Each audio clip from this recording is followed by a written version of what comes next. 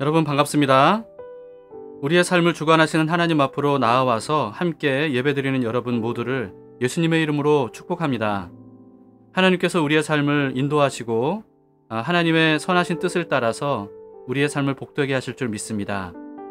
우리를 끝까지 사랑하시는 주님의 사랑을 가슴에 새기는 시간이 되기를 바라면서요. 찬송가 290장 우리는 주님을 늘 배반하나, 이 찬송을 함께 부르도록 합시다.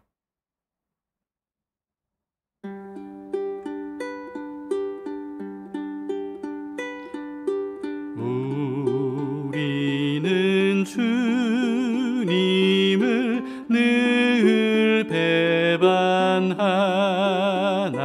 내 주 예수 여전히 날 부르사 그 참되신 사랑을 베푸시나니,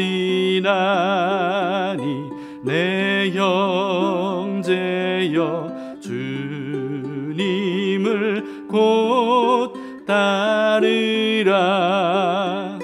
주 널 위해 비네, 주 널 위해 비네, 주 널 위해 비네, 항상 비시네.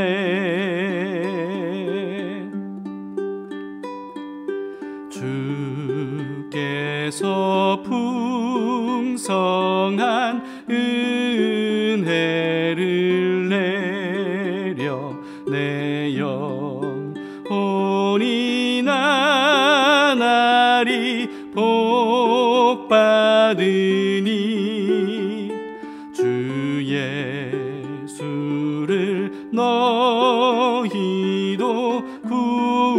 구주로 섬겨 곧 따르면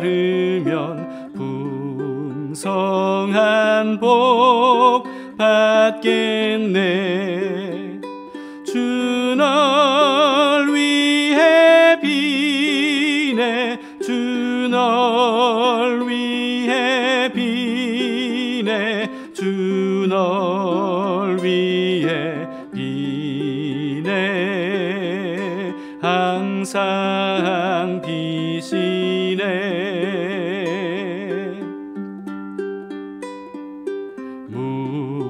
무거운 짐 지고 애타는 인생 주 예수께 돌아와 곧 쉬어라. 내 주 예수 너희를 돌보실 때에 참 복락과 안위가 넘치겠네. 주 널 위해 비네, 주 널 위해 비네, 주 널 위해 비네, 항상 비시네.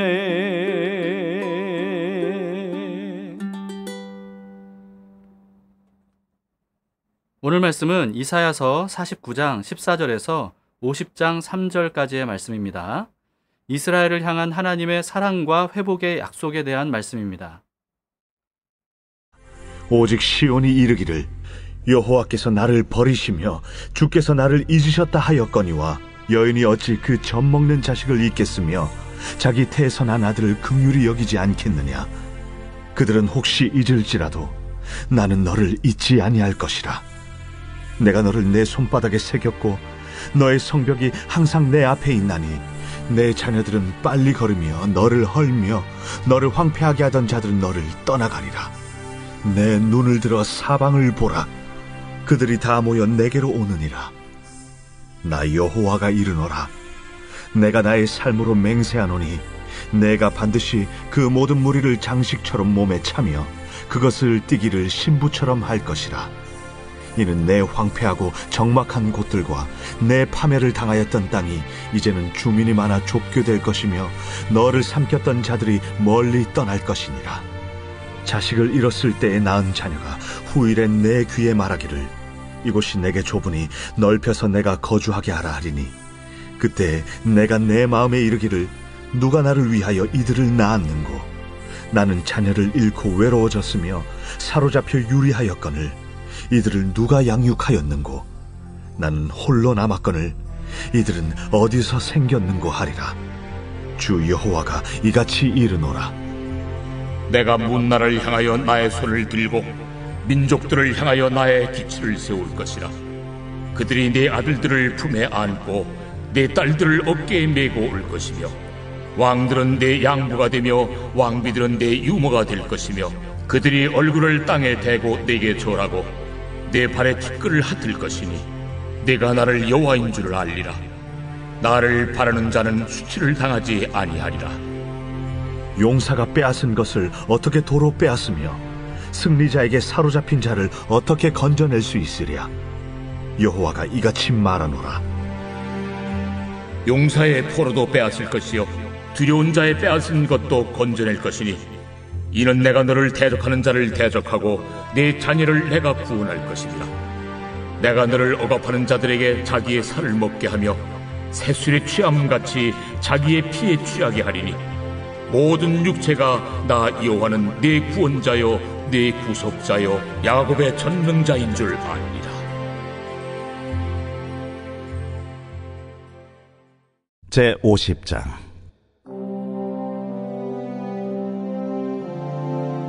나 여호와가 이같이 말하노라. 내가 너희의 어미를 내보낸 이혼 증서가 어디 있느냐? 내가 어느 체주에게 너희를 팔았느냐? 보라, 너희는 너희의 죄악으로 말미암아 팔렸고 너희의 어미는 너희의 배역함으로 말미암아 내보냄을 받았느니라. 내가 왔어도 사람이 없었으며 내가 불러도 대답하는 자가 없었음은 어찌 됨이냐? 내 손이 어찌 짧아 구속하지 못하겠느냐? 내게 어찌 건질 능력이 없겠느냐? 보라, 내가 꾸짖어 바다를 마르게 하며 강들을 사막이 되게 하며 물이 없어졌으므로 그 물고기들이 악취를 내며 갈아여 죽으리라. 내가 흑암으로 하늘을 입히며 붉은 배로 덮느니라. 이사야서는 아직 일어나지 않은 일을 마치 이미 일어난 일처럼 과거형으로 예언한 말씀이라는 것을 기억하시기 바랍니다. 바벨론이 예루살렘을 침공하기 훨씬 전에 기록된 말씀인데요. 예루살렘이 바벨론에 의해서 완전히 짓밟혀서 폐허가 되면 이스라엘 백성들이 이렇게 말할 것이라고 하십니다. 14절입니다.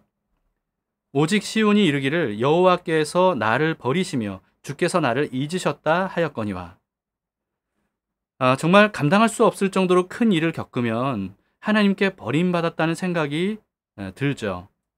아무리 절박하게 간절히 기도해도 하나님이 응답하시지 않는 것 같을 때 하나님께서 나를 잊으셨다라고 하는 그런 절망감에 빠지게 되기도 합니다.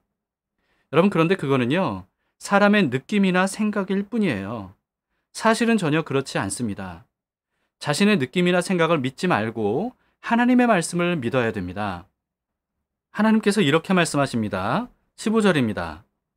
여인이 어찌 그 젖 먹는 자식을 잊겠으며 자기 태에서 난 아들을 긍휼히 여기지 않겠느냐? 그들은 혹시 잊을지라도 나는 너를 잊지 아니할 것이라. 아기를 낳은 엄마는요, 밤에 자면서도 아기의 아주 작은 소리에도 수시로 깨서 아기를 살피지 않습니까? 이게 모든 신경이 다 아기에게 향해 있기 때문이에요.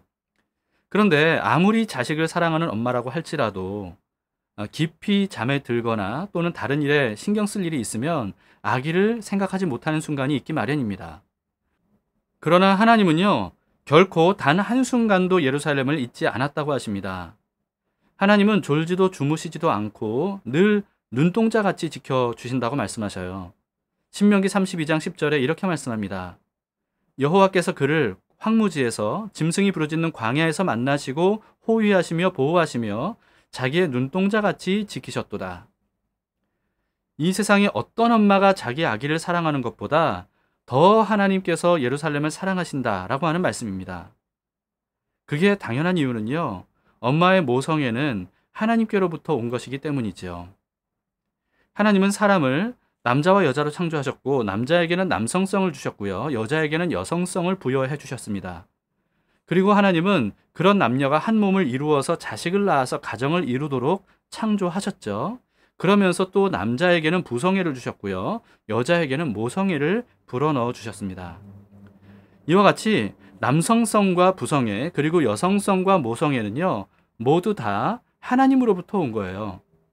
그렇기 때문에 아무리 모성애가 강한 엄마라고 할지라도 모성애의 원천이신 하나님의 사랑보다 더 클 수는 없는 법입니다.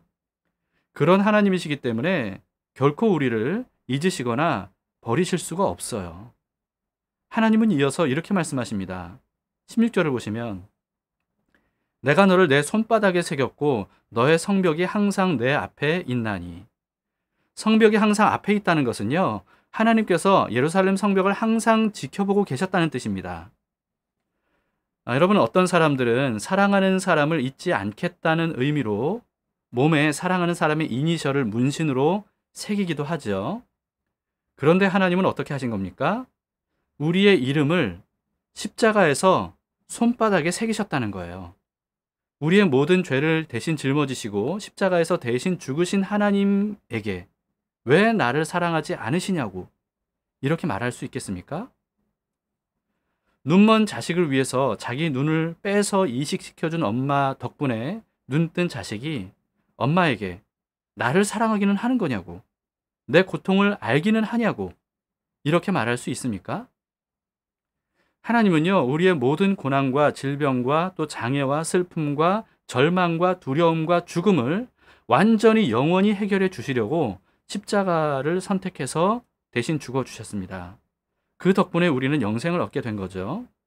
그런데 이 생의 삶이 잠시 고달프고 힘들다고 해서 하나님께서 나를 위해 해주신 게 뭐냐고 따지면서 하나님의 사랑을 부정하는 것, 여러분, 그것은 정말 철이 없는 것이거나 예수님의 십자가를 믿지 않는 것이라고밖에 말할 수 없을 겁니다. 십자가에서 죽으심으로써 우리를 손바닥에 새기신 사랑의 하나님께서 무엇을 아까워하시겠어요? 우리가 망하게 내버려 두시겠습니까? 하나님은 결코 그럴 수 없는 사랑의 하나님이십니다. 그렇기 때문에 어떤 힘든 일을 만난다 할지라도 하나님께서 사랑하지 않으신다거나 하나님께 버림받았다는 느낌을 여러분 믿지 마시기 바랍니다. 그건 자신의 느낌이나 생각일 뿐이지 사실과는 전혀 달라요. 어떤 경우에도 아무리 이해가 되지 않는 상황이라 할지라도 하나님의 사랑만큼은 절대로 의심하지 마시기를 바랍니다. 하나님은 예루살렘이 바벨론에게 멸망당한 것은 하나님께서 사랑하지 않으시거나 그들을 잊으셔서가 아니라 오히려 이스라엘이 하나님을 버리고 잊었기 때문이라고 하십니다. 50장 1절을 보시면, 나 여호와가 이같이 말하노라. 내가 너희의 어미를 내보낸 이혼 증서가 어디 있느냐? 내가 어느 체주에게 너희를 팔았느냐? 보라, 너희는 너희의 죄악으로 말미암아 팔렸고 너희의 어미는 너희의 배역함으로 말미암아 내보냄을 받았느니라. 하나님은 이스라엘을 버리거나 팔아넘긴 적이 없다고 하시죠. 도리어 이스라엘이 하나님을 버리고 배반하고 간음하는 죄를 범했기 때문에 그와 같은 고난을 당하는 것이라고 하십니다. 현대인들이 좋아하는 고대인의 논증이 있어요. 고대 그리스 철학자인 에피쿠로스가 이런 말을 했다고 합니다. 신은 악을 없애려 하지만 그럴 수 없는 것인가? 그렇다면 그는 전능한 것이 아니다. 신은 할 수 있지만 하지 않고 있는 것인가? 그렇다면 그는 악의를 갖고 있는 것이다. 신은 능력도 있고 없애려 하기도 하는가? 그렇다면 악이 어떻게 있을 수 있는가? 그렇다면 그는 능력도 없고 없애려 하지도 않는가? 그렇다면 우리는 왜 그를 신이라 부르는가? 여러분, 그런데요, 에피쿠로스는요, 두 가지 중요한 사실을 간과했거나 또는 알면서도 일부러 무시한 겁니다. 첫째는 인간의 자유의지고요. 둘째는 인간의 죄입니다. 하나님이 전능하지 않아서 악을 없애지 못하는 것이거나 또는 없앨 수 있지만 악의가 있어서 방치하시는 게 아니고요. 그렇게 하면 인간의 자유의지를 말살해야 되고 그것은 인간을 창조하신 목적에 위배되기 때문인 겁니다. 세상에 악이 가득한 것은 하나님의 무능이나 무관심 때문이 아니라 자유의지를 가진 인류가 하나님을 선택하지 않고 끊임없이 죄를 선택했기 때문이에요. 신이 악을 없애주지 않는다고 불평하고 원망하는 사람들을 포함한 모든 인류가 세상에 악이 가득하게 한 장본인이라는 겁니다. 하나님께서 에피쿠로스의 논증을 이미 아신다는 듯이 오늘 본문으로 대답해 주셨어요.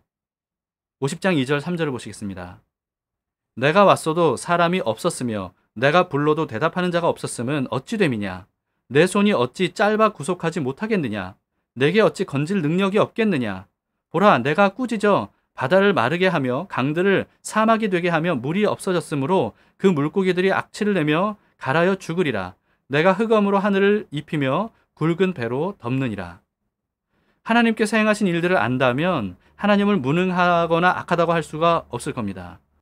오히려 하나님께서 찾아가셔도 맞이하는 사람도 없고 불러도 대답하는 사람이 없는 이 세상이 모든 문제의 원인인 거예요.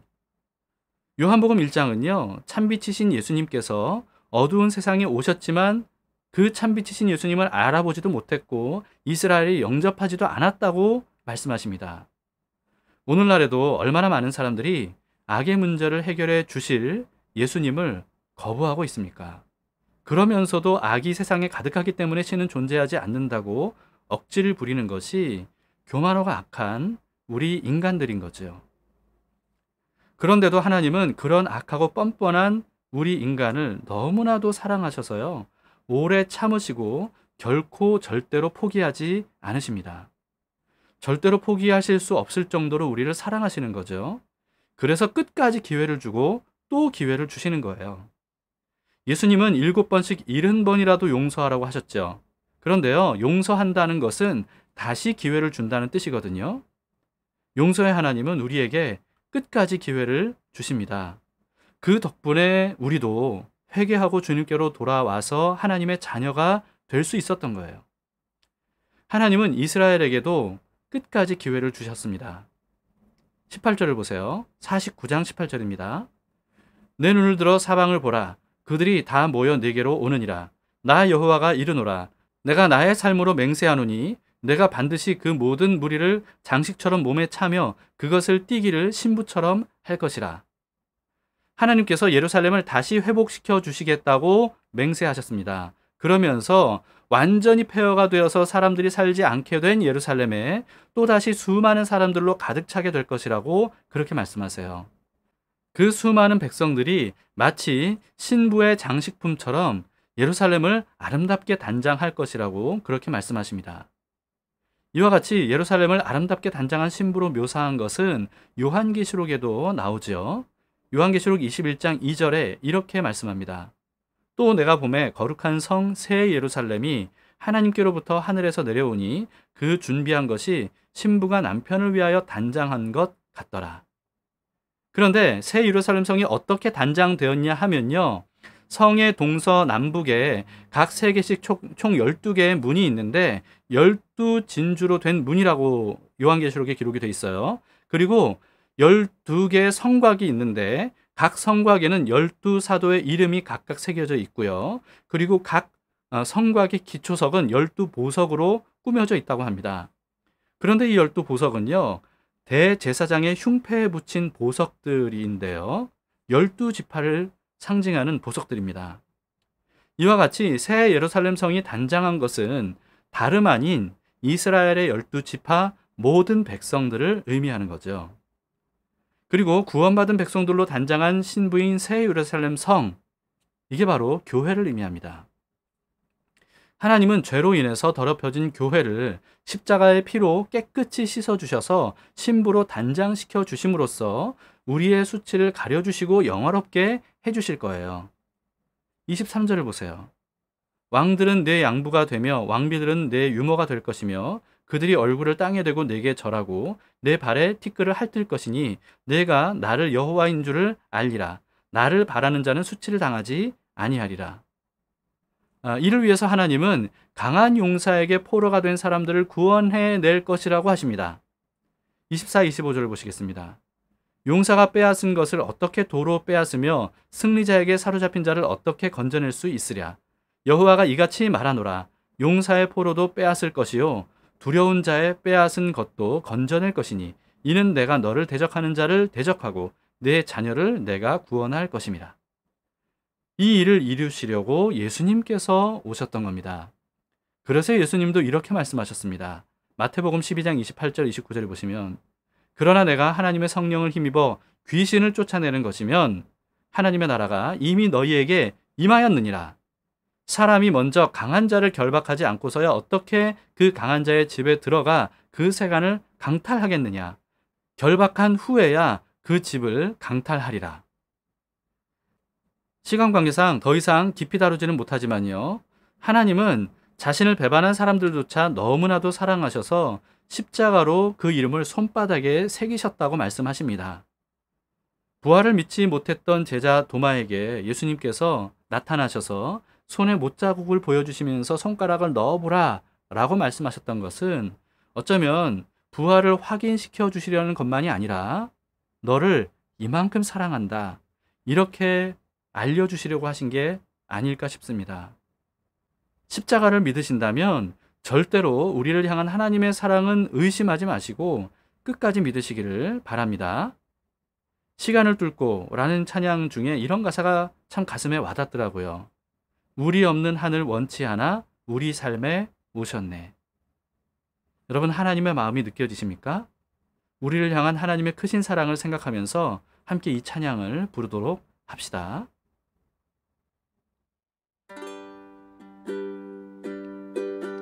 당신은 시간을 뚫고 이 땅 가운데 오셨네. 우리 없는 하늘 원치 않아 우리 삶에 오셨네. 자신의 편안 버리고 우리에게 평안 주셨네. 가장 낮은 자의 모습으로 우리 삶에 오셨네. 하나님 우리와 영원히 함께 하시네. 꿈 없는 우리에게 그 나라 보여주시네. 연약한 자들의 친구가 되어 주시고 힘없는 우리의 인생을 위로하시네.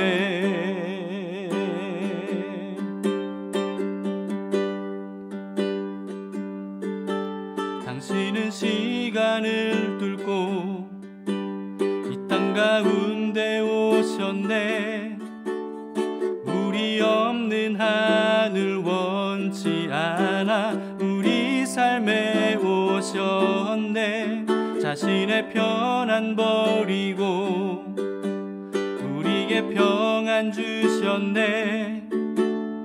가장 낮은 자의 모습으로 우리 삶에 오셨네. 하나님 우리와 영원히 함께 하시네.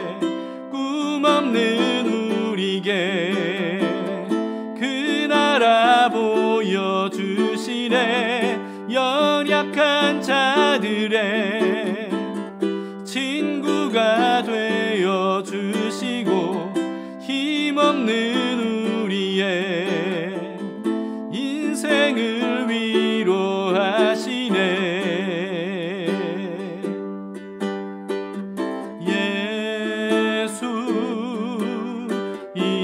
이곳에 우리와 함께 영원히 예수 이곳에 우리와 함께 영원히 하나님 우리와 영원히 함께 하시네. 꿈 힘없는 우리에게 그 나라 보여주시네. 연약한 자들의 친구가 되어 주시고 힘없는 우리의 인생을 위로하시네. 하나님 우리와 영원히 함께 하시네. 꿈없는 우리에게 그 나라 보여주시네. 연약한 자들의 친구가 되어 주시고 힘없는 우리의 인생을 위로하시네.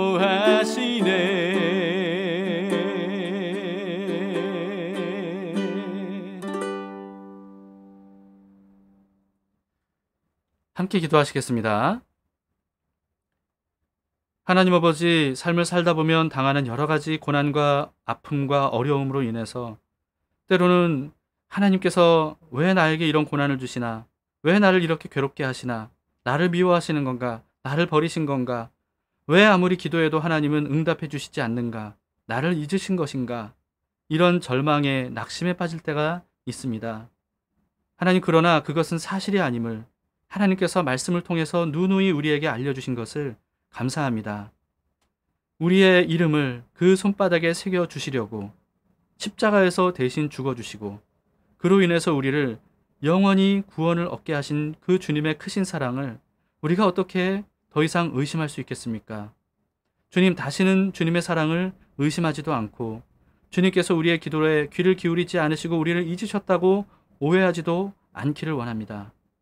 주님, 우리의 감정과 우리의 느낌을 믿지 않고 오직 하나님의 말씀을 믿습니다. 가장 선하시고 우리를 가장 사랑하시는 주님께서 지금도 우리와 함께 하시고 결국은 모든 약속을 이루시면서 우리를 구원해 주실 것을 우리가 믿습니다. 잠시 잠깐의 고통과 어려움이 있을지라도 끝까지 믿음으로 이겨낼 수 있도록 주님, 우리의 눈을 뜨게 하시고 우리의 귀를 열어서 주님을 알게 하시고 주님의 사랑을 가슴 깊이 느낄 수 있도록 인도해 주시옵소서. 오늘 하루도 주님의 그 사랑을 가슴에 깊이 새기고 우리가 살아가기를 원합니다. 주님과 함께 더불어 살아가는 행복과 즐거움과 기쁨이 함께 예배하는 모든 사람들의 가슴 속에 주님 깊이 새겨질 수 있도록 인도해 주시옵소서. 예수님 이름으로 기도합니다. 아멘. 네, 감사합니다. 자, 두 가지 기도 제목으로 기도합시다. 첫 번째는 주님을 멀리 했을 때도 우리를 늘 가까이 해주시고 또 우리가 주님을 배반했을 때도 신실하게 우리에게 하신 약속을 지켜주셨던 하나님께 우리가 감사의 기도를 드리도록 합시다. 어떤 어려움을 당한다 할지라도 십자가로 보여주신 사랑을 절대로 의심하지 않겠습니다. 이런 우리의 마음의 믿음도 함께 기도로 올려드리도록 합시다. 그리고 두 번째는요, 오늘은 하나님의 사랑을 전하는 선교사님들을 위해서 함께 기도해 주시길 바랍니다. 교회가 후원하는 선교사님들과 선교단체를 위해서 기도해 주시고요. 나아가서 전 세계에 흩어져서 복음을 전하는 선교사님들을 통해서 수많은 사람들이 하나님의 뜨거운 사랑을 깨닫고 돌아올 수 있도록 우리가 함께 기도로 후원하기를 바랍니다. 자, 오늘도 우리를 향한 하나님의 뜨거운 사랑을 우리 가슴에 새기고 하루를 살아가도록 합시다. 주님과 함께 서로 사랑하는 그런 복되고 아름다운 하루하루의 삶을 살아갈 수 있기를 축복합니다.